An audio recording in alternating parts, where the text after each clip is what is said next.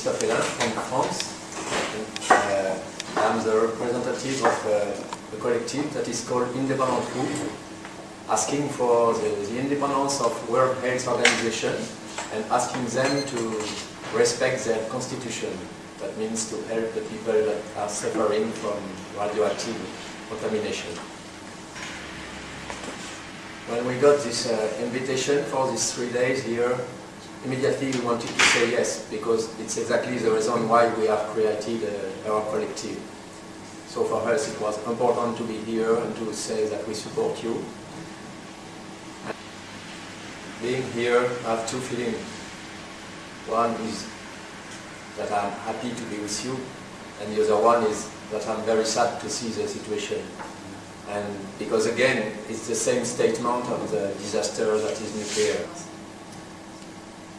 And this morning, when I was at this IAEA conference, again, I could see that the disaster will not end tomorrow when I heard the people.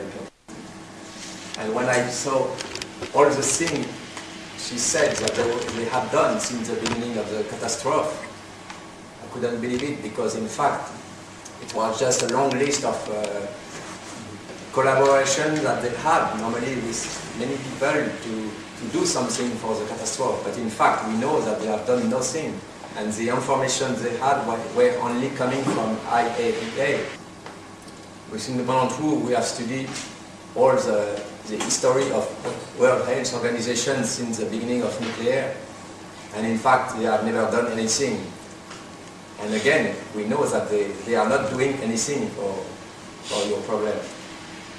And so, I just want to say that don't trust them at all when they are saying something, because they are lying, really. And it's very important to realize that even if it's a very important institution, that we think that should be, that for some people they think they are serious, I can tell you they are not at all. It's very clear for us now. But in November, there was this man coming from the United Nations, Anon Grover, that came here. And in fact, when I saw all the grief and the statement he made, I think he was quite courageous. And so that was interesting, because it's not so often that a man like that do the same statement and dare to do that. And so I think sometimes some of them, of these people in this organization, can be courageous. And also, it's not only from them. We know that we have to wait something. We have also to do things by ourselves. And that means we have also to be courageous all the time. It's very necessary, and it's I think the only way that we will manage to get something from this terrible situation. But I would like to say that I'm impressed with all the work you have already done, all the organization you have started, and I think you are very courageous, and it's also very good for us, as we are staying in front of this building in Geneva every day, to see that in fact everybody is doing its part, and it's like that something can happen, and maybe help all these people that are suffering from radioactive contamination. So when I go back to Europe, I think I will say to all the people I'm working with that yes, it's very important that we carry on and collaborate together to help this terrible situation. And you can be sure that we will do our best to help you. ありがとうございました。いいんですか?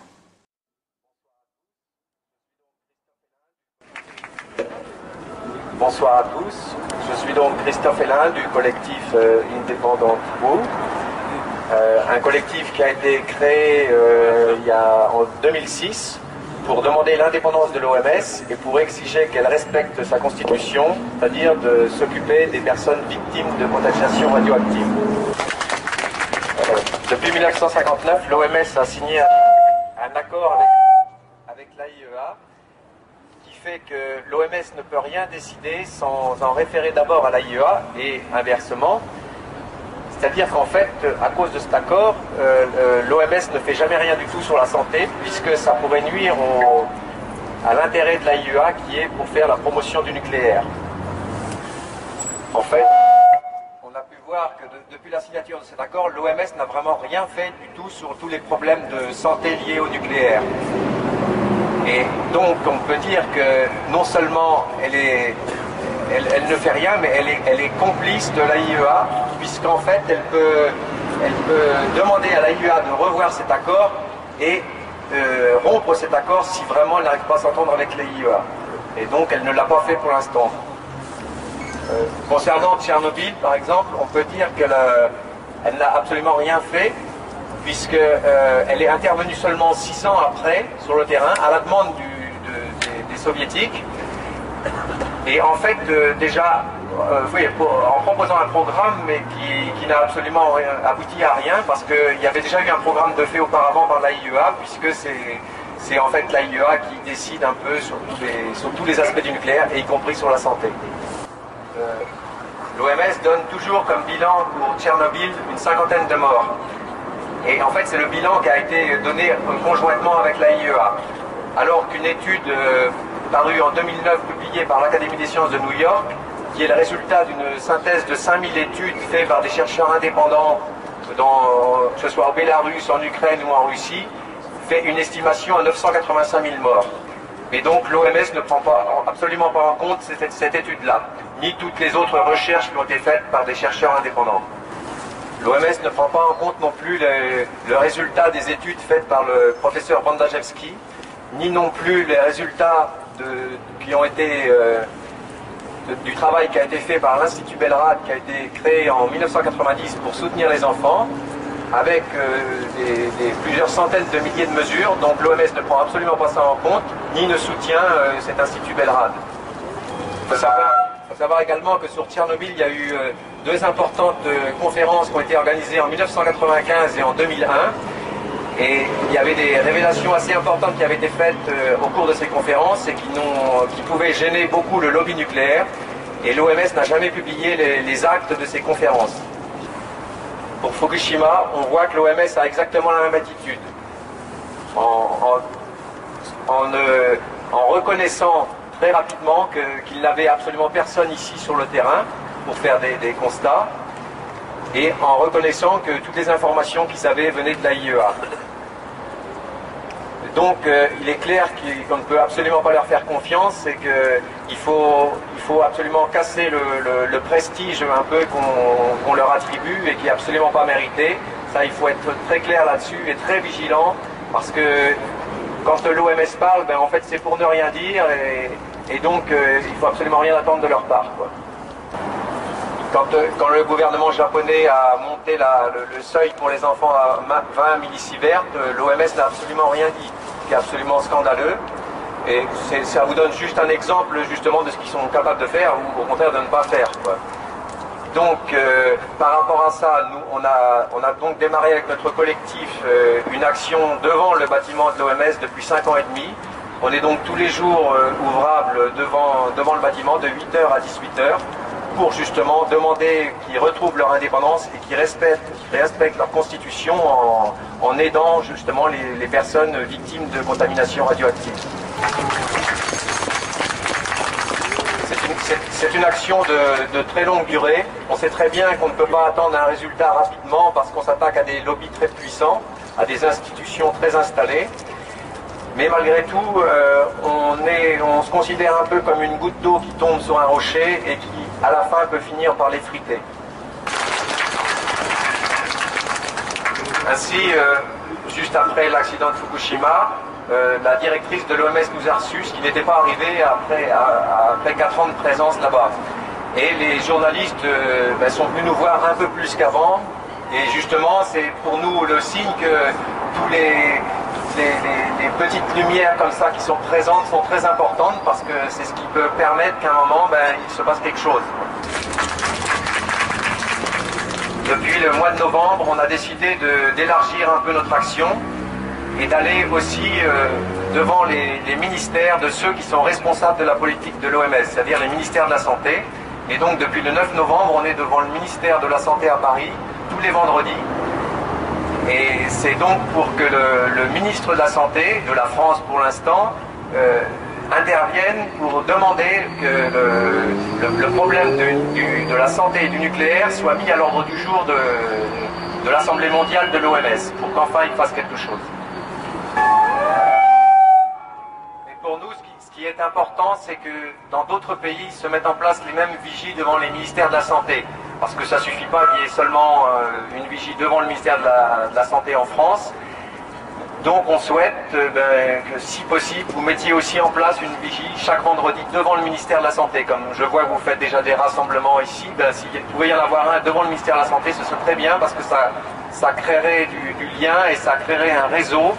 Et on peut espérer qu'en multipliant les vigies devant les ministères de la Santé, peu à peu les médias récupèrent cette action-là, en parlent et que ça puisse changer quelque chose. Lorsque nous avons reçu une invitation de ceux qui organisaient la protestation contre la tenue de la conférence de l'AIEA à Koriyama, et immédiatement nous avons eu envie de répondre présent et donc de venir pour vous soutenir, parce que pour nous c'est très important, c'est aussi pour cette raison qu'on a démarré notre action, et quand il arrive des catastrophes comme ça, pour nous c'est tellement grave qu'il fallait absolument être là. J'ai été très impressionné par tous les groupes que vous avez formés pour vous battre contre les différents aspects de cette catastrophe nucléaire. Et donc, j'ai envie de dire, au nom de mon groupe, vous pouvez compter sur notre soutien au maximum de ce qu'on pourra faire. Et puis, moi j'espère que précisément pour ce groupe, vous pourrez gagner le procès qui permettra que les enfants puissent être évacués, parce que c'est vraiment extrêmement important et évidemment on est tout à fait solidaires de ça.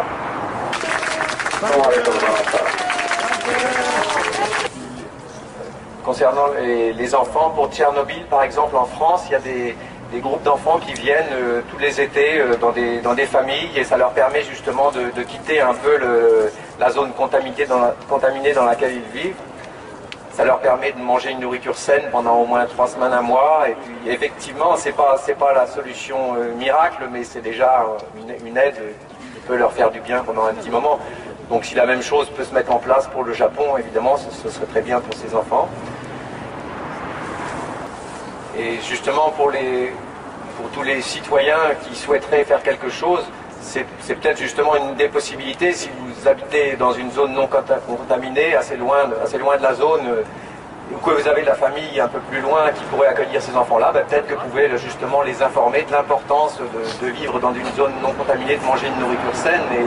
Et voilà, je crois que ça, ce serait déjà important. Et puis, sinon, comme je l'ai dit déjà tout à l'heure, surtout pas se décourager et continuer à mettre la pression sur le gouvernement, et en exprimant ce que vous ressentez, simplement, sans être expert, on peut simplement dire que la souffrance nous est intolérable et que donc on veut que ça cesse, absolument. Et donc, ces simples mots peuvent déjà être très importants. Merci beaucoup.